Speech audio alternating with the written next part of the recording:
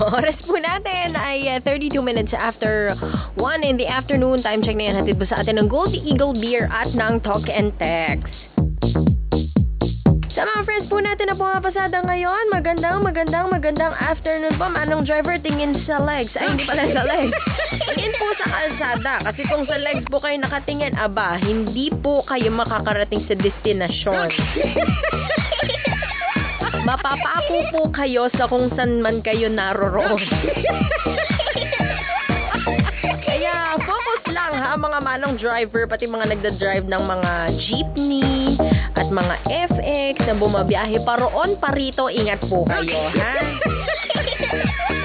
Si Ate Chess ko po kasama nyo ngayon at since April na ngayon, birthday month ko at saka ni Denny. Ibatiin nyo kami, birthday namin. Ano ba? May katawaan tayo. Nung last time, sabi ko, ang greetings, gusto ko, sulat kamay, snail mail, papadala sa Koryo. Koryo talaga. Hindi sa email, hindi sa Facebook, kasi yun yung traditional. Diba sabi nga ni Ate Chuchi, last Monday, yun na yung nawawala sa tradisyon natin. Talaga mag-e-effort ka magsulat kamay, tapos ihuhulog mo, i-stamp mo, lalawayan mo pa, diba? Yun. Kasama yun sa personal touch. Kasama yung laway sa personal effort. Yun ang gusto kong greetings. May mga nagpadala na in fairness. Dahil ito doon na natin to, birthday ko naman. Ang gagawin natin ganito ha. Magpapadala kayo ng sulat dito. Tapos kunyari, 1 milyong sulat ang dumating. Sorry, 1 milyon. 1 milyong sulat ang dumating. O kunyari, 100 ang dumating na sulat. Pipili si Ate Cheska ng 50, 50. O yung 50 na yon na napili ko, papadalang ko ng t-shirt ko. Ay! Papadala ko ng t-shirt ko. Yung t-shirt ko, may nakatatak sa harap, kulitan, o kaya tugstugan. Tapos sa likod, may pirma ko. Tama pa! Ayan, kumukuha na ng lapis at papel, ballpen, mga mukha-regalo. Pag walang mga premyo, hindi nagsusulat. Yan, kuha kayo. Tapos pagandahan to para mabili kayo. Sulat nyo, yung greetings nyo para sa akin. Tapos kung may wish, mag-wish kayo ng bongga. Lagyan nyo ng design para maganda, lagyan glitters. Diba? Para mapili kayo. Ate Cheska, happy birthday! Mua, o ganyan. Tapos, ha? Ano? Fishing ka ng greetings. Ayaw mo na.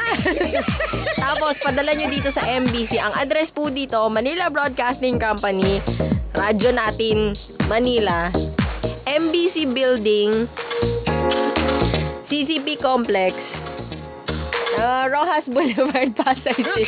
Yun na yun. Pag yan naligaw pa, hindi ko na maintindihan kung bakit. MBC Building, CCP Complex, Pasay City. Yan yun. Hindi maliligaw ever.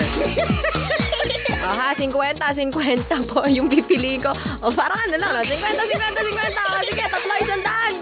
Go. Di ba? Nakititinda lang. Sa mga susulat, pipili ako ng 50. Yung 50 na yun, padadalang ko ng t-shirt ko, ng kulitan, tugstugan, merong pirma sa loob, tsaka may amoy ko. Amoy ko? Ano amoy ko? Susuotin ko muna yung t-shirt for 1 whole day. Sige na, dako na tayo sa ating ano sinasabi ko? Dako na tayo sa ating portion na ano ang gagawin, Nemo? Ano kayang gagawin mo? Nakita ko yung GF ko na may kahalikang iba. Ang masakit pa nito, mas maganda pa sa kanya. Anong gagawin mo? Sabi niya, mahal niya ako pero ni minsan di pa siya nagre-regalo. Ano kayang gagawin mo? Feeling ko, piniparahan lang ako nun. Paano? Nanakawan na naman siya ng cellphone. Hello, Papa. Pampito na yun. Ano kayang gagawin mo?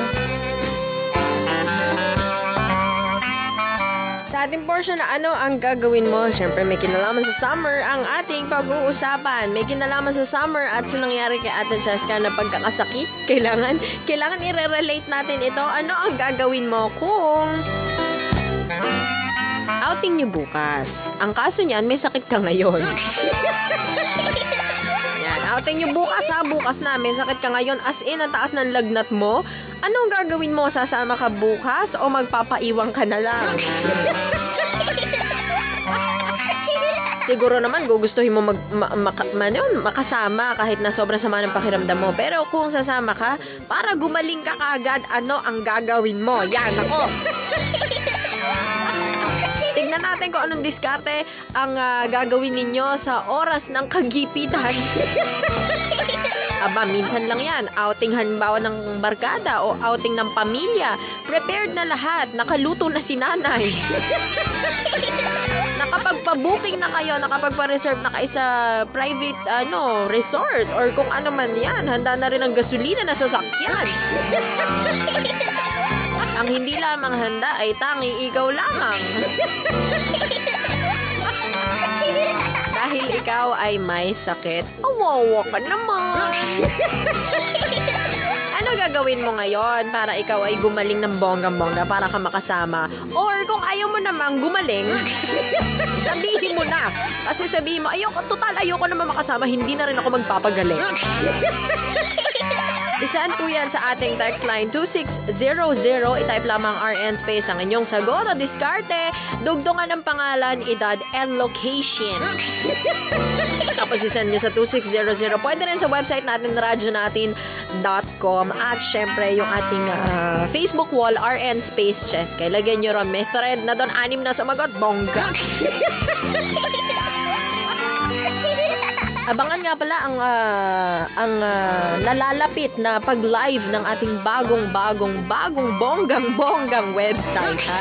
Diba, Dennis? Malapit na yung ating bagong bonggang website na kapag meron pong mahalagang pangyayari dyan sa inyong lugar, halimbawa town fiesta, may mga balita dyan, agad nyo na po siyang makikita sa website at agad nyo kaming mapaaalamanan. Yan!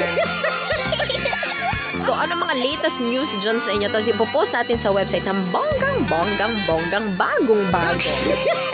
Okay, tapos, di ba, nagpa-photoshoot kami kahapon. Ibang level.